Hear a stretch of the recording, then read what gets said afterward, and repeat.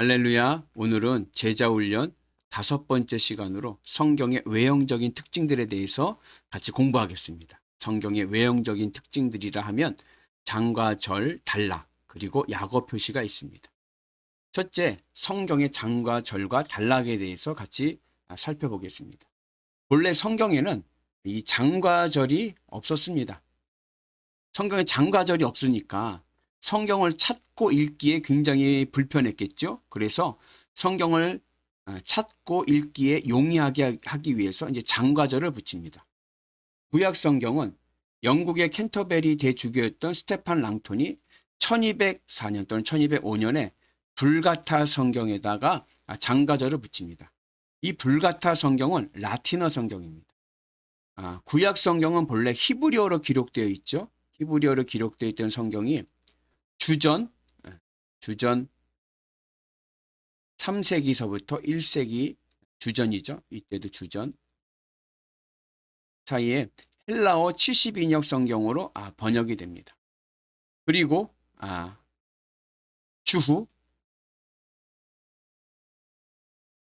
382년에 교황이 히에로니무스라는 사람에게 라틴어로 이제 번역할 것을 명령해서 헬라어 성경에서 라틴어 성경으로 번역을 합니다.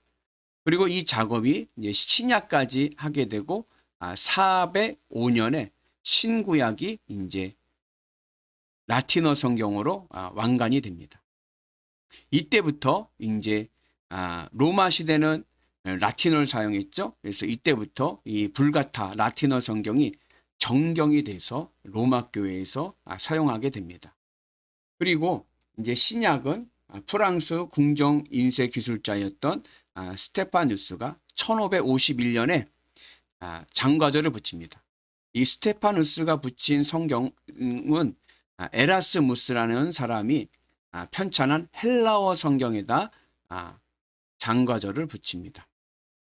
그리고 우리가 지금 가지고 있는 신구약 성경 합본으로 돼서 이 합본으로 된 성경에서 장과절이 붙여진 지금의 모습의 성경은 1560년 제네바 성경 때부터입니다.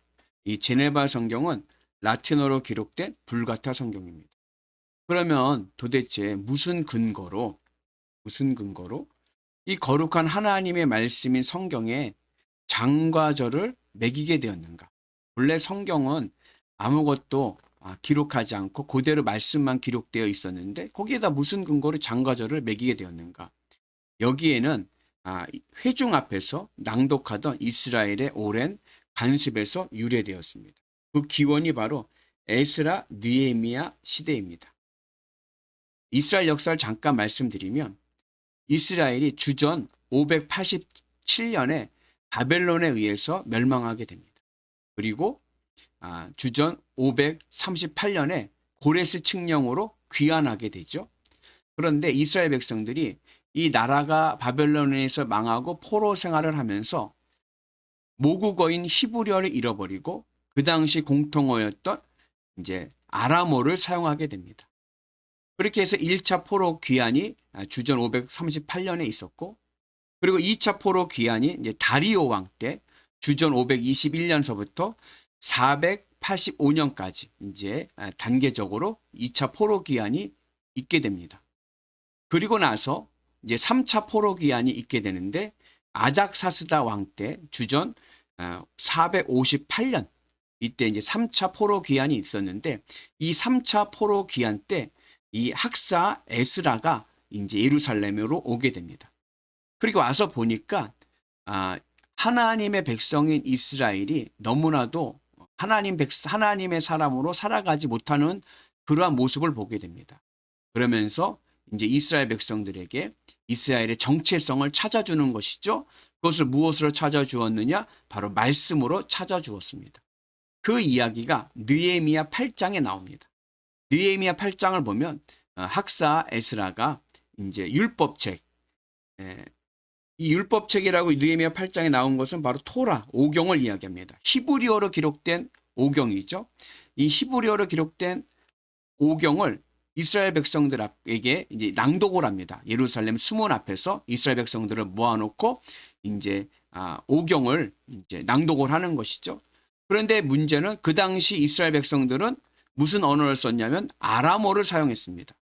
그래서 어떠한 작업이 있었냐면 통역의 과정이 있었습니다. 그래서 에스라가 이제 오경 히브리어를 읽으면 어느 정도 읽고 이제 끊어야겠죠. 그러면 이제 그 읽은 부분까지 이제 레위인들이 이제 아람어로 통역을 해서 이스라엘 백성들에게 하나님의 말씀을 전하는 그러한 과정이 있었습니다. 좀 더 부연 설명하면 우리가 지금 쓰고 있는 이제 예배당에 보면 강대상 있지 않습니까? 나무로 된 강대상. 이 강대상의 기원이 바로 느헤미야 8장 4절에 나옵니다. 그래서 에스라가 이제 나무로 만든 강대상에 서서 이제 하나님의 말씀을 전하면 그 하나님의 말씀을 이제 히브리어를 전하면 그것을 레위인들이 듣고 이스라엘 백성들에게 통역을 해주게 됩니다. 그래서 이 에스라 느헤미야 시대 때부터 이제 이 성경을 낭독할 때 히브리어 본문을 끊어서 낭독을 해야겠죠. 이게 쭉 읽으면 통역이 안 되죠. 어느 정도 내용에 따라서 단락을 구분지면서 이제 말씀을 히브리어를 이제 읽으면 그거에 대해서 레위인들이 이제 아람어로 이제 통역을 하는 그런 풍습이 생기게 된 겁니다. 그것이 이제 자리 잡게 된 거죠. 그래서 이스라엘 회중에게 하나님의 말씀을 낭독하고 그것을 아람어로 전달하는 과정 속에서 이제 성경의 단락 구분이 생기게 되었습니다. 그냥 아무렇게나 전하고 끊는 게 아니라 내용에 맞게끔 이제 끊어 읽기가 시작이 된 거죠. 그래서 단락 구분이 생긴 것이죠. 이것이 이제 히브리어 성경에 보면 이게 그 흔적이 남아 있는데 그것을 뭐라 그러냐면 파라쇼트 또 세투마라고 얘기합니다. 파라쇼트는 히브리어로 이렇게 쓰는데 행을 바꿀 때 쓰는 표시이고 세투마는 행을 바꿀 필요 없이 그냥 끊어 읽기 할 때 쓰는 것입니다. 그러니까 파라쇼트가 세투마보다 좀 더 넓은 의미의 쉼표이고 그리고 이제 세투마는 파라쇼트에 비해서 좀 작은 의미에서의 쉼표이죠. 그래서 끊어 읽기의 표시입니다. 이건 이 세투만 이렇게 씁니다. 그래서 옆에 여기 보시면 이제 히브리어 성경을 보면 여기에 이렇게 생긴 게 이게 이제 세투마입니다. 끊어 읽기죠. 행을 바꿀 필요 없이 그냥 끊어 읽을 때 쓰는 거고 그 다음에 여기에 이렇게 보이는 게 여기에 파라쇼트입니다. 그러니까는 행을 바꿀 때 이제 단락을 바꿀 때 쓰는 것이 바로 이제 파라쇼트입니다. 그래서 이스라엘이 하나님의 말씀을 회중 앞에서 낭독하는 이 전통에서부터 이제 단락 구분이 유래되었고 이 단락 구분의 유래로부터 해서 이제 성경을 읽고 용이하게 하기 위해서 장과절을 붙이는 그러한 과정이 생기게 된 것입니다. 우리말 성경을 보면 예전 성경, 개역 성경을 보면 절 앞에 동그라미 표시를 했습니다. 그리고 단락을 구분할 때 내용이 바뀌어지는 단락을 구분할 때는 겹동그라미를 이렇게 사용했습니다. 그리고 우리가 지금 사용하고 있는 이제 개역 성경에서는 이 동그라미 없이 그냥 절만 나타내는 숫자가 있고 단락을 구분할 때는 제목, 여러분 성경책 보면 소제목이 있죠. 그리고 동그라미, 그 밑에 바로 첫 번째 시작하는 절에는 동그라미가 표시되어서 단락 구분을 하게 되었습니다. 그래서 이러한 과정을 통해서 이제 장과 절과 단락 구분이 생긴 것입니다. 그래서 이 장과 절과 단락 구분은 우리 그 신앙의 선조들 아까 얘기했던 에스라가 예루살렘 수문 앞에서 하나님의 말씀을 선포하고 그것을 아람어로 통역해서 전하던 그 풍습으로부터 시작을 해서 이어져 내려오는 좋은 유산이라고 생각이 됩니다. 그래서 이 장과 절과 단락 구분은 존중되어야 된다라고 여겨집니다. 그 두 번째 이제 성경의 외형적인 특징이 뭐냐면 약어 표시입니다. 우리말 성경에 이제 예를 하나 들면 이 그러니까 무엇을 가리킬까요? 약어로 되어 있죠. 이 신구약 성경에서 이 에로 시작되는 성경은 모두 4권이 있습니다. 에스라, 에스더, 에스겔, 에베소서. 그리고 옆에 보면은 이제 그 약어들이 쓰여져 있죠. 그럼 이 약어를 이렇게 쓰는 방식은 원칙은 무엇인가?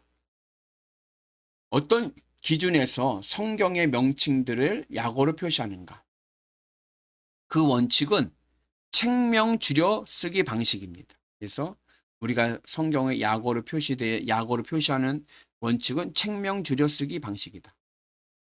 원칙이 네 가지가 있어요. 첫 번째, 가장 큰 전제는 뭐냐면 각 책의 첫 번째 음절 첫 글자를 그 책의 줄인 이름으로 사용하는 것입니다. 예를 들자면 창세기는 창, 출애굽기는 출, 마태복음은 마, 이런 식으로 책 이름의 첫 글자를 이제 그 책을 나타내는 약어로 사용하는 것입니다.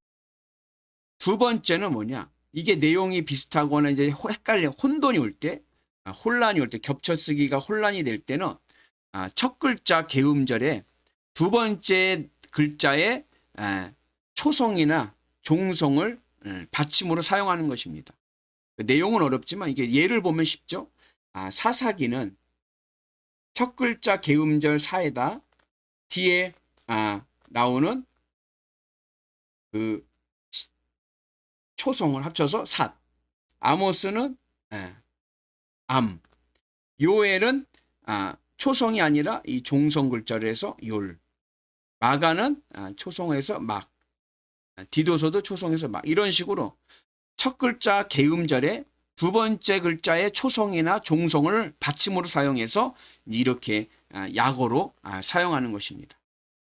세 번째 원칙은 뭐냐면 첫 번째 글자가 아니라 두 번째나 세 번째 음절의 글자들을 줄여서 약어로 만드는 것입니다. 약자로 만드는 것입니다. 예를 들자면 이제 여호수아는 수, 이사야는 사, 예레미야는 중간에 있는 글자를 합쳐서 이렇게 렘, 이런 식으로 이제 첫 번째나 두 번째 음절의 글자를 줄여서 약자로 만듭니다. 네 번째 원칙은 뭐냐면 책이 둘로 구분되어 있을 때 구약은 상하로 구분되죠. 그래서 사무엘 상하, 열왕기 상하, 역대기 상하 이렇게 되고, 신약은 전서, 후서, 그래서 고린도 전서, 고린도 후서, 디모데 전서, 디모데 후서, 이런 식으로 전서, 후서로 되어 있고, 또 세 권으로 나눠질 때는 1, 2, 3서, 요한 1, 2, 3서가 있죠. 이런 식으로 해서 약어를 만들 때 열왕기상은 왕상, 고린도 전서는 고전, 요한 1서는 요일, 이런 식으로 이제 약어를 만들었습니다. 여기 궁금한 거 여러분 하나 생기지 않습니까? 왜 구약은 상하로 나누고 신약은 전후서로 나누는가? 이것은 우리말 성경만이 아니라 중국어, 일본어 성경에도 동일합니다. 그 원인이 어디 있는가 이제 살펴보니까 그 원인이 이제 한문 성경의 영향으로 봅니다. 그러니까 이제 성경이 우리나라도 그리고 중국, 일본이 다 한문을 많이 사용하지 않습니까? 그래서 이 한문 성경의 영향으로 이렇게 구분이 됐다는 거예요. 좀 더 자세히 얘기하면 중국어 개념에서 이제 상하는 이 내용이 연속되는 개념이랍니다. 그러니까 그 내용이 역사적으로 이렇게 진술하는 연속성을 가지고 있는 이야기들, 역사적인 이야기들은 상하로 구분하고, 전후나 1, 2, 3서는 어떤 의미냐면 동일 저자의 개념입니다. 그러니까 한 저자가 특정한 대상에게 일관되게 쓸 때 이것을 전, 후 또는 1, 2, 3 이런 거죠. 예를 들자면 고린도 전서, 고린도 후서는 사도 바울이 고린도 교회라고 하는 특정 대상에게 두 편의 편지를 보낸 거 아닙니까? 그럴 때는 이제 전과 후, 이렇게 전서, 후서 이렇게 쓴다는 것입니다. 그래서 상하는 역사적인 진술의 개념, 연속성의 개념이고, 그리고 전후서는 동일 저자가 특정한 동일한 공동체에다, 대상에다 쓴 내용을 말할 때 전후서, 이렇게 1, 2, 3서 이렇게 구분해서 사용한다는 것입니다. 오늘은 이 성경의 외형적인 특징들에 대해서 같이 공부했습니다. 왜 장과 절과 단락이 생겼고, 그리고 성경의 약어는 어떠한 원칙으로 사용되었는지를 보게 되었습니다. 특별히 이 에스라가 하나님의 말씀을 통해서 이스라엘 백성들을 다시 깨우는, 이스라엘의 정체성을 깨우는 이 종교 개혁을 시작함을 하는 그 전통에 의해서 단락이 구분됐고, 그리고 이 단락이 구분된 이 전통에가 이어져서 결국에는 장과 절이 만들어진 것입니다. 그래서 우리가 이 성경의 장과 절을 단락 구분을 보면서 그냥 외형적인 표시만이 아니라 그 속에 하나님의 사람으로서 정체성을 세우고자 했던 그 이스라엘 백성들, 특별히 에스라의 신앙적인 그런 열정을 우리가 닮아서 주님의 말씀 안에서 우리도 늘 회복되고, 그리고 하나님의 사람으로 승리하는 귀한 성도들 되시기를 주님의 이름으로 축복합니다.